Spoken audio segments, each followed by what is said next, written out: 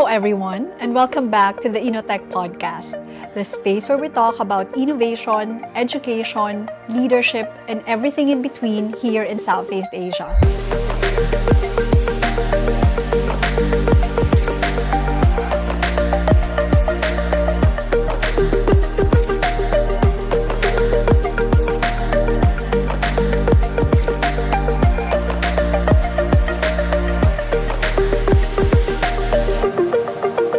I'm your host, Mitch, and today we've got a very special guest. Joining us today is someone who has seen INNOTECH grow from the inside, someone whose leadership has helped shape SEAMEO's work and regional collaboration over the years, and someone we deeply, deeply admire. She's a dear friend of the center and a woman leader whose journey continues to inspire me. Please welcome Dr. Ethel Agnes Valenzuela, a former INNOTECH colleague, former SEAMEO Secretariat Director, and the first woman director at that, and now chair of the AI-ASEAN Council. Dr. Ethel, welcome. Thank you very much, Mitch. Good morning. Good morning to all of you. It's so great to have you here. Doc Ethel, when you entered the lobby and walked around the center, was there something that immediately felt familiar or something that surprised you? Well, I was just looking at the changes that happened at SEAMEO INNOTECH, and I was so thrilled to be here. So I look at familiar places, familiar spots, and since I joined INNOTECH 20 years ago, 2006, the same feeling that I love to be here. I'm happy to be here. And the warmth, the hospitality, the kindness of all INNOTECH staff, it's really something fascinating. So I'm really, really happy. It's like I am back home. Yes, the feeling is mutual, Doc Ethel. I mentioned earlier that you were part of INNOTECH's story. You were once head of the research unit. And my question is something that, if you will recall, Doc Ethel, is one of the go-to questions when we were doing the organization development back then, 20 years ago. So this question, I'd say, is one of the often asked questions. So if you had to choose one peak moment during your time here at the center, a time when you felt most alive, most excited, and most proud about the work, what would that moment be? Wow, a lot of happy moments. But first, I came from CHED as Director of International Affairs and Director of Student Services. When Dr. Pifianco recruited me to be here, it was really a journey that I have to admit. It was not very easy to shift from the government to INNOTECH. And the time, INNOTECH has a lot of activities and projects that are really nationally relevant and necessary. So the time, Dr. Pifianco asked me to handle the USAID project first, and then the World Bank project, all on access and equity and education. And I really need to do a lot of interviews from Luzon, Visayas to Mindanao, Jolo, Tawi-Tawi, and more. So it's like with INNOTECH, I was able to see the countryside, the students, those who drop out of school. It really made me cry. I think most of the projects we have handled at the time were very necessary, like another round for the TVET High School, the scoping study of 286, I still recall, TVET institutions, and last but not least, the K-12. It was the time when we have the turning point in the history of education, when we really have to study and compare the systems across Southeast Asia. So, my boss, Sir Philip, asked me, do we really have to do the K-12? I said, yes, we need to contribute. And the time, it was the turning point as well in the life of INNOTECH, because we were just so engrossed documenting all the duration, the content, the adequacy of basic education in Southeast Asia. And we even went further to Hong Kong and study other systems. That is a masterpiece.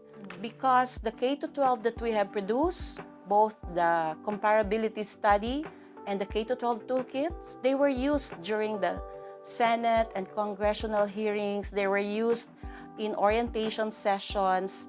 And we also did like online preparation for teachers and administrators. So we were very much needed in those times that policies that should be developed should be anchored on research, and that research is INNOTECH.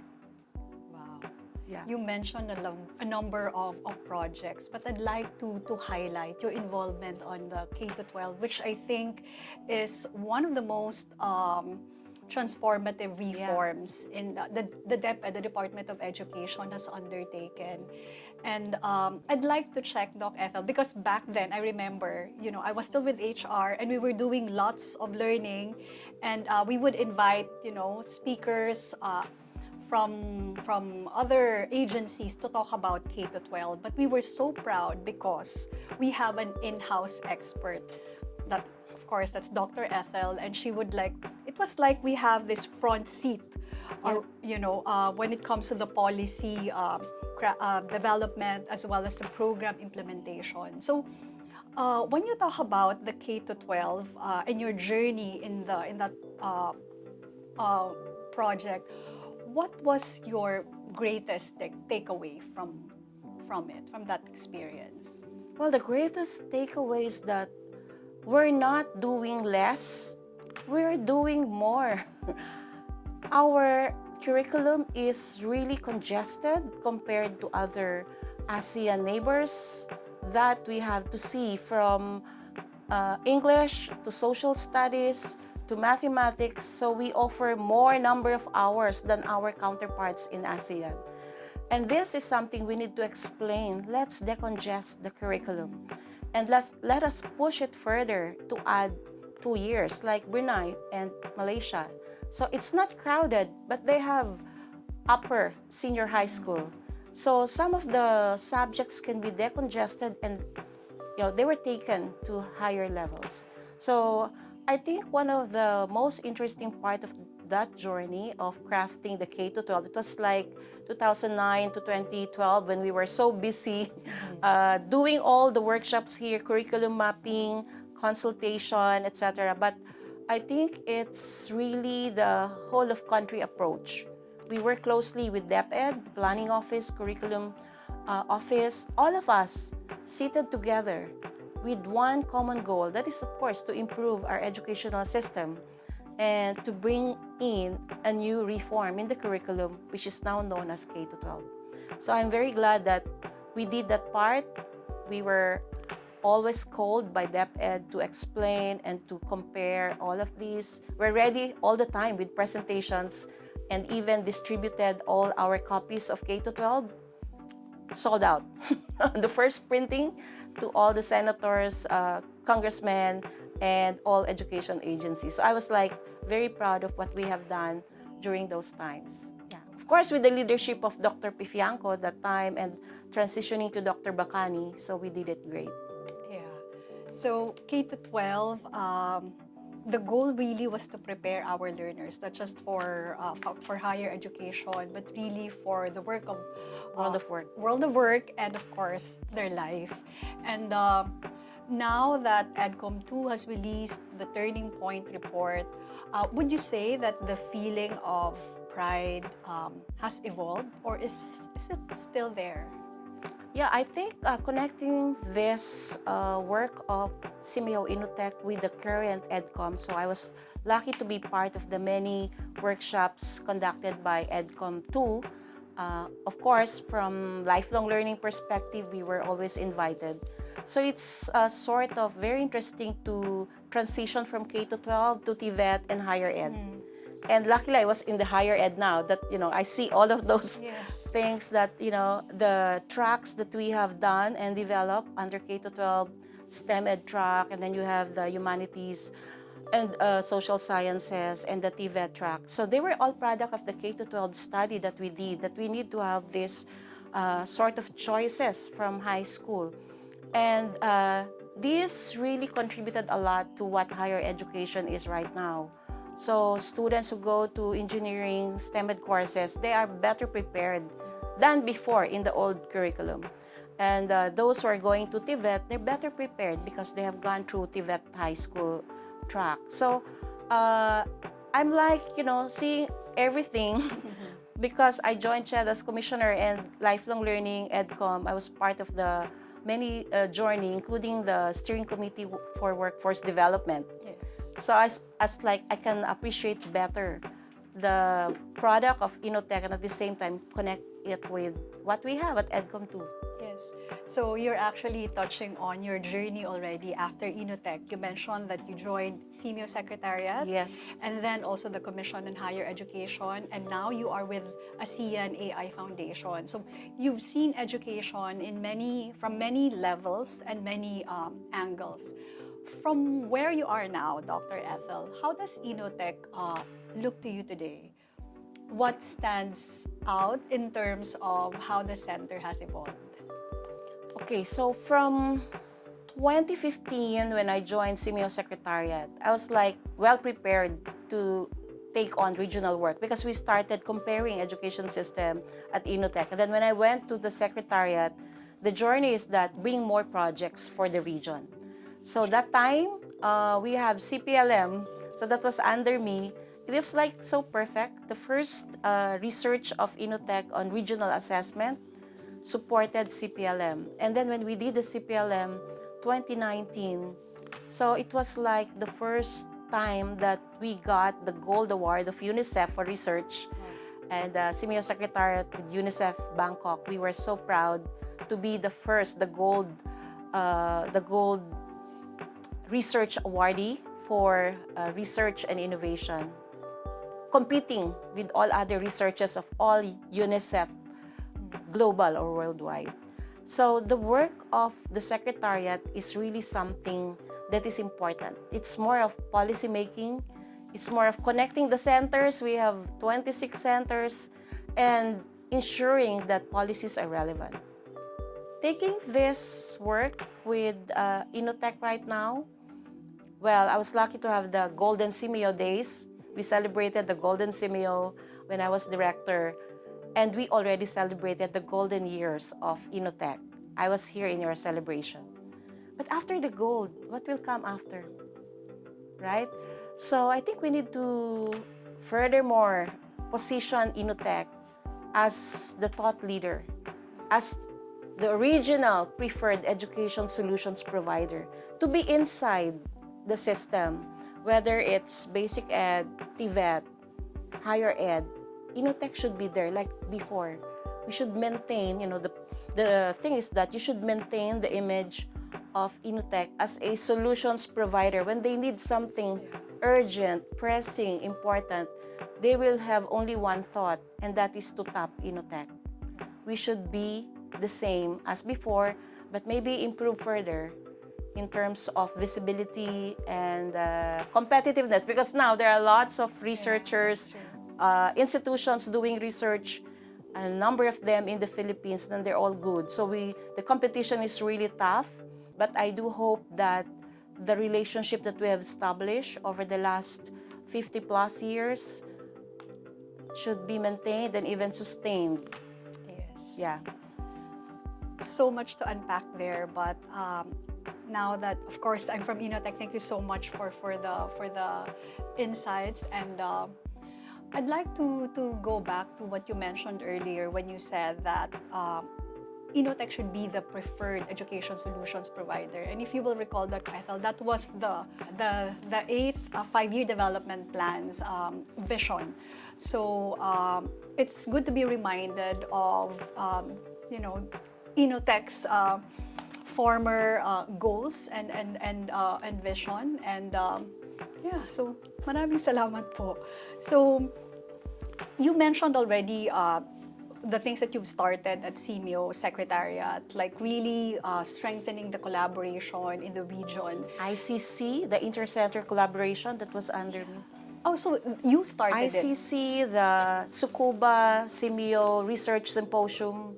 I also did the City Teacher, City Vet exchange. Oh, adding more countries as members of SEAMEO. I was able to invite Morocco to be a member and to bring back other countries who already wrote to SEAMEO they would like to have other options. So I was able to bring back many of the countries from Europe and from Asia Pacific to be part of SEAMEO as an organization and to add in new centers of Lao, Center for Community Education.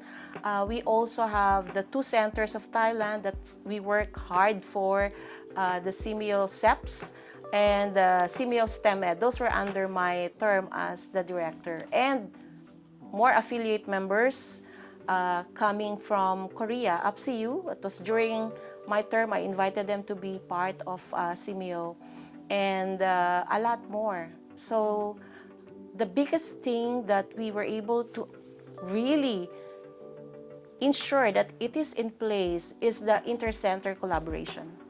Centers, usually they compete with one another for projects or otherwise, but in one of the center directors meeting, I did the ICC, like inter-center collaboration.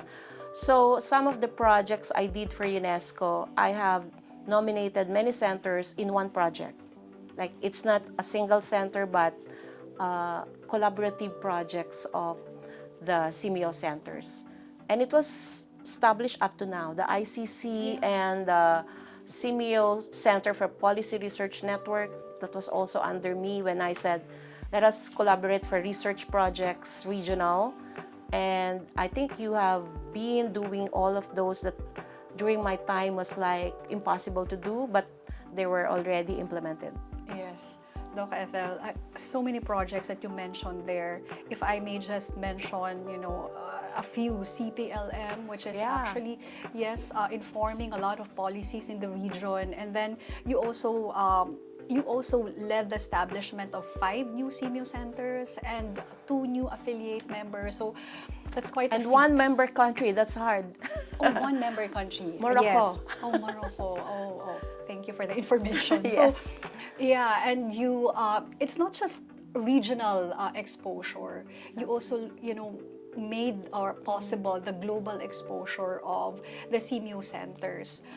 Sabi nga namin ng teacher friend ko, parang buwan na lang yung hindi nararating ni Doc Ethel. Because you've been to many places, you've met a lot of important people in the field of education, which opened doors, not just for SEAMEO Secretariat, but for the rest of the SEAMEO centers. And for that, we are really grateful. I would like to also share that the biggest work that I did as the first SEAMEO Secretariat Director, imagine 55 years of all male leaders, and then I came. I have to revise many of the documents of SEAMEO to make it gender balanced. Like all the documents, the process, all the manuals, I have to ensure that female, the she factor is there. So in my first year at SEAMEO Secretary, I was rewriting a lot of documents because it seems like SEAMEO is for male. And more than that, more than making it like gender friendly, SEAMEO should be gender friendly. Even after me, there was already like a female minister of Thailand, a female minister of Malaysia, female minister of Brunei. We were like sisters, like you can do it, you can do it. But now, I had a bigger vision of ensuring that SEAMEO is known, well known, because connecting SEAMEO to the world is very important. Like ensuring that UNESCO trusts SEAMEO for projects, UNICEF takes on SEAMEO as a partner, and ADB, World Bank, many more. So I think that was one of the first things I did in SEAMEO Secretariat, ensuring that our partners know SEAMEO as a preferred organization for regional cooperation. Yes, and I think we're reaping the benefits of your hard work. And you mentioned already the different regional spaces as well as global spaces, talking about UNICEF and even UNESCO. You mentioned World Bank, ADB, all these spaces. How do you see INNOTECH's role within the wider SEAMEO community today? Well, the thing is that INNOTECH is the center of educational innovation technology. I have to read the history of INNOTECH's creation from the documents of 1960s. I have to understand that, well, the ministers wanted to have member countries use that time it was all the audiovisual tapes for teaching, etc. So this is where INNOTECH started with all of these visionary leaders ensuring that technology is accessible. And that time it was like 60s and 70s during their meetings of SEAMEO. So that is where we should support the vision of our leaders when they met. Let's establish a center for innovation and technology. And it went through different countries, right? We have Vietnam, Singapore, and it's here in the Philippines. And I always want to go back to their discussions on the table that SEAMEO INNOTECH should serve the region, providing innovative services in education technology. So we should always keep that in mind, that they wanted access and equity through technology and innovation in education. Yes. I have to read those documents to really see where's INNOTECH here, you know? Oh, this is their discussion. I'm so so informed, and I was so inspired by the deliberation that they need a center to do that job. Yeah. Yes, thank you, Doc Ethel, for that. Because, our second name, INNOTECH, actually stands for Innovation and Technology. And just for the information of everyone, we are actually doing a lot of effort to make sure that we are living up to our name of really, churning and developing and delivering innovative, relevant and tech-enabled solutions. So you actually mentioned already a number of things like programmatic things that we can like further pursue. But can I ask you for specifics? Like if you could nudge INNOTECH in one direction, what do you think should the center be doing more of in the coming years? I think living up with the name. It's technology and innovation. So now with the AI, artificial intelligence, this is the era of AI, and everything is changing so fast. I think INNOTECH should also be fast in ensuring that the right technological tools are ready, and we are here to give capacity building for teachers, not just in the Philippines, but in the entire region. Our focus should always be the regional scope of our work, but not really neglecting our responsibility that we're hosted in the Philippines, and then we should also help the Philippines in this journey of transitioning teachers, education leaders, and students to the new era of AI. So if we will compare, for example, in China or in Singapore, in Japan, as early as K-12 or even K-5 or 6, they're able to integrate already AI in the curriculum, in teaching and learning, and in many more, in assessment. So they will rely on INNOTECH, right? We must be proactive in our work, that when there are new things on technology and innovation, we have done our assignment, we have done our work, and we're ready to share this information to the rest of the region. Yeah. So much work to do. Yes, I know. But thank you for putting a spotlight on the regional nature of the center. I'd like to circle back to your experience at the SEAMEO Secretariat.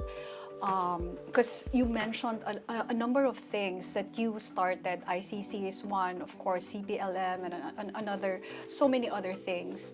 But of the many accomplishments that you have from that period, which one would you say is the closest to your heart?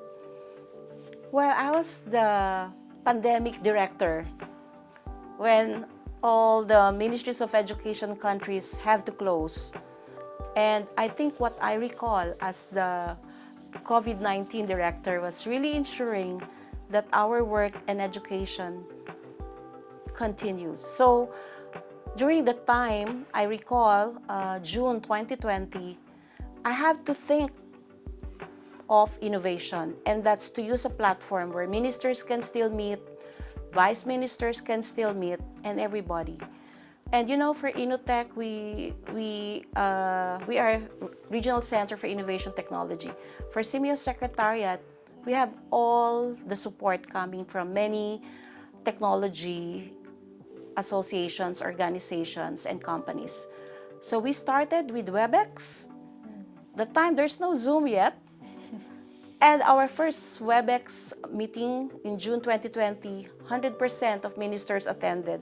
And I have to ensure that their staff, their support vice ministers will also be able to access the meetings. A lot of trainings on online meetings, webinars, and even the centers. The first time that they're having their, CDM online. And when I did the SEAMEO Congress, like 7,000 attended. And identifying the right platform, ensuring that everybody will be there, providing conference room online.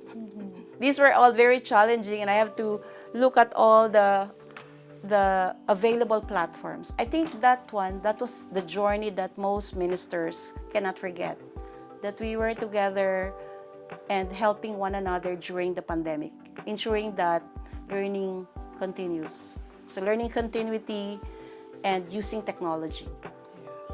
That Unforgettable. Yes, that wasn't easy. I remember Yep. I was in that SEAMEO online gathering, and just to because you already mentioned about your experience as a woman leader, and next month we're celebrating the Women's Month.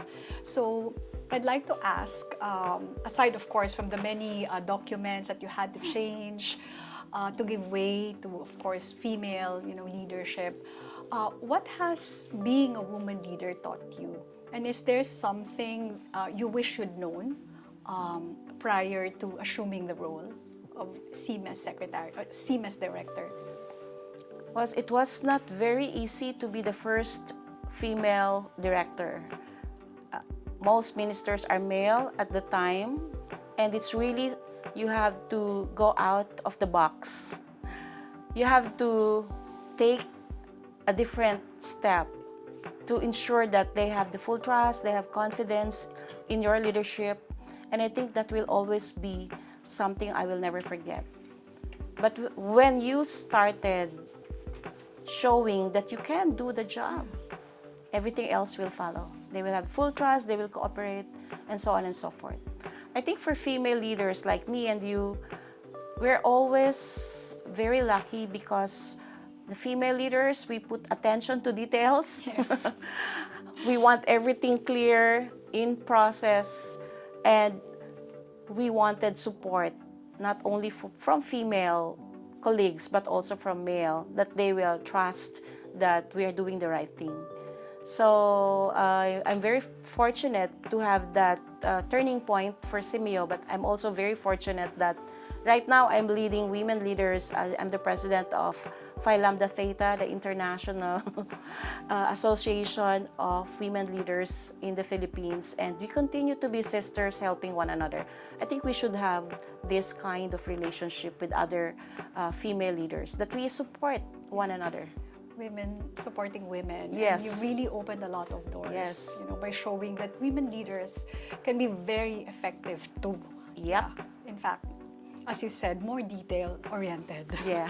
So before we wrap up, Doc Ethel, do you have a message for the INNOTECH community and maybe for our SEAMEO colleagues who are also listening? Well, for all of our SEAMEO family, I would like to thank you for supporting me during my time. It was like 8 years of hard work, working endlessly from the Philippines to Laos, Timor-Leste. All of you, you were very kind to me and to SEAMEO Secretariat. Thank you so much. And for INNOTECH, you have already taken the role of being a leader, thought leader in Southeast Asia. We must continue to have this light and the torch burning so that all other countries of the region will benefit from SEAMEO INNOTECH's expertise and leadership as well in many areas, including educational innovation technology. So keep up the good work. And the world is changing so fast, and so are we.